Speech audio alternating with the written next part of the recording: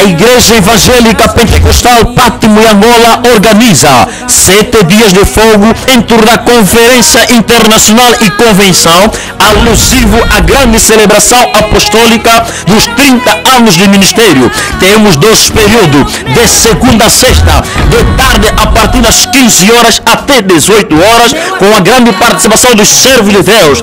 Temos para si, de Angola, Bispo Geraldo da Comunidade Pátimo, Reverendo João Cláudio Conde Simão, Dr. Jeremias Kalenga, Reverendo Neves Souza, Bispo Singh Patrício, Dr. D.K. Salomão, e a partir da RDC temos a presença do Reverendo Setenda Gabi e do Brasil a participação oficial do casal apostólico Evaldo Santos, com o grande tema central: edificar segundo o modelo de Cristo.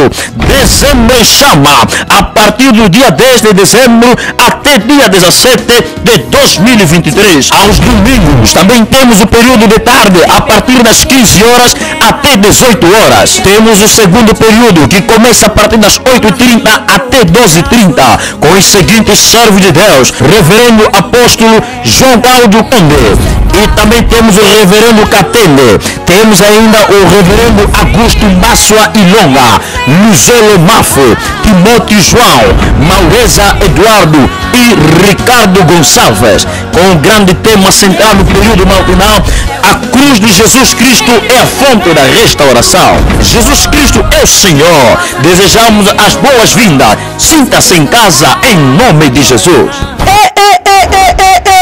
Angola et Pambouami Lussusu, Église évangélique pentecôtiste Patmos en Angola, et organisé 7 jours d'activité à Makasi à Moto, conférence internationale et convention, célébration apostolique de 30 ans de ministère. Yamosali Nanzambe, tozana ba orateur nabiso obakosal intervention, tozana yemoko le révérend Jean-Claude Code Angola, Dr. Jérémie Kalenga Angola, Révérend Neves Souza Angola, Révérend Sitenda Gabi Congo RDC, Dr. D.K. Salomo Angola, Archibishop Ntingi Patricio Angola, Tozana Kazale Apostolique et Val de Santoche. Grand thème Nabiso Tokolobela, l'édification selon modèle de Dieu. Date Nabiso est le 10